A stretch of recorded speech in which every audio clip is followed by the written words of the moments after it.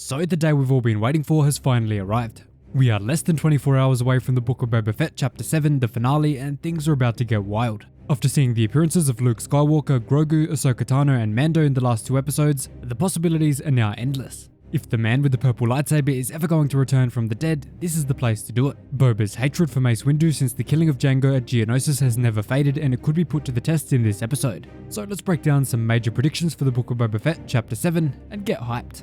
Before we dive in, only about 10% of you guys are subbed, so make sure to hit that big red button down below for more content just like this. The first thing we have to cover is the length of the episode. I'm sure all of you guys would be incredibly excited to see a huge 1 hour plus episode to cap off the series and to fit a satisfying ending in. While this is definitely possible, I wouldn't get too hyped as the episode lengths so far haven't really been consistent and most are in that 30 to 50 minute range. Despite being the finale, it'll probably stick to that same pattern as much as we all want to see that massive episode. Now, as for the scale of the story itself, well, it's shaping up to be one of the biggest events in Star Wars TV history. According to all of the leakers, all of the scoopers, and even the cast themselves, all of the big bangs and reveals have been saved for the finale. Some have said Han Solo will appear, some have said Maz Kanata's castle in Takodana, but one of the biggest rumors is that there will be a huge sequel trilogy connection. No other details were given on this, but I'm personally leaning towards either Snoke or Ben Solo. Pretty much every Disney Plus series that has dropped so far has contained some hint towards Snoke and Palpatine's cloning. In The Bad Batch, we got Palpatine's secret facility on Wayland, Mount Tantus. In Mando, we saw the tanks. And we also know that they need Grogu's high M count blood.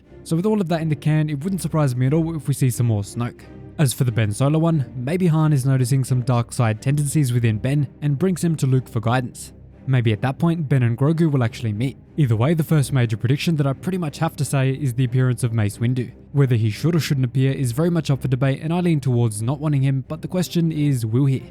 Given what we've seen so far from this show and the fact that Samuel L. Jackson himself had said he's willing to return, the answer is yes, he could. Mace could be tied into the story as the Jedi Knight who somehow rescued Grogu from the Jedi Temple after Order 66, or in some completely other way. Given the recent flashback scene that we saw directly from inside of the temple, this possibility is now much less likely, since we are given the crest of Barriss on the walls. On top of all of that, Tamura Morrison himself has said that he wouldn't mind Boba hunting down and facing Mace Windu for what he has done to his father.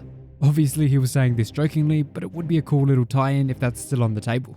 Now we know from the current canon that after Mace Windu fell out of the window in his fight with Palpatine, Imperial officials never actually recovered his lightsaber and never found a body. This gives us the perfect opportunity to see him appear, although some big questions would have to be answered. Where was he for all of this time, and why did he not participate in the Rebel Alliance working to take down the Empire? If those can be answered well, then I wouldn't have a problem putting him back in. After this is the appearance pretty much everyone watching this show wants to see: Qi'ra and the Crimson Dawn Crime Syndicate.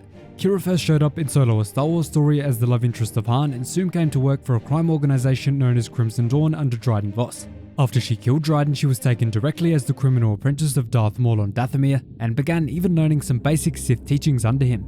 In the current Crimson Reign comics that are releasing right now, we see that Qi'ra is working to take down Darth Vader and Darth Sidious, obviously destined to fail. The series kind of frames it as if Crimson Dawn has fallen by the time of Return of the Jedi, but she definitely doesn't have to be a member of them to appear. She could come out of the shadows or with a new syndicate to face the Pikes. Next up, we can't go without mentioning the fabled Western standoff between Boba Fett and Cad Bane. With Bane's return to the Book of Boba Fett in Chapter 6 and his power play against Cobb Vanth, there's no question that he will be part of the action. Boba and Cad have very bad blood between them from the very final days of the Clone Wars when Boba staged a mutiny against Cad. Boba was upset that Cad Bane was treating their captives so poorly and dragging so many innocent lives into his work, so he mutinied and got into a classic Western standoff with him. The result was that both hunters blasted each other in the heads at the exact same time, with Boba's bolt striking Bane in the head and Bane striking Boba's helmet. This is where Boba Fett gets his helmet dent from, despite being Beskar. So this could tell us that Cad Bane's weaponry is enhanced in some way that none of us are expecting. We also saw in The Bad Batch Season 1 that Cad Bane has a mysterious cybernetic patch on his head when he's never had one there before. This most likely indicates that his duel with Boba Fett at the end of the Clone Wars has already happened, and whatever happens in the finale will be a rematch for the ages. This is going to be a very big moment for all Clone Wars fans, so get hyped for that. Moving on to the main plotline of the series, we still have some big questions that need to be answered before it all wraps up. Where is Mayor Mok Shaiz, who was really behind the Pike Syndicate, who actually killed the Tuskens, and many more. As for the mayor, I think he pulled a cowardly move and fled Tatooine to the safety of the Pike homeworld Obadiah. We see Obadiah in detail in the Clone Wars Season 7 during the Martez arc, so there's a possibility we get to revisit that planet for the first time ever in live action. It's a very cool location and very relevant to the Book of Boba Fett. As for who are the puppet masters behind the Pike Syndicate, you'd have to think that Qi'ra is the one pulling the strings, whether that be through Crimson Dawn or another organization.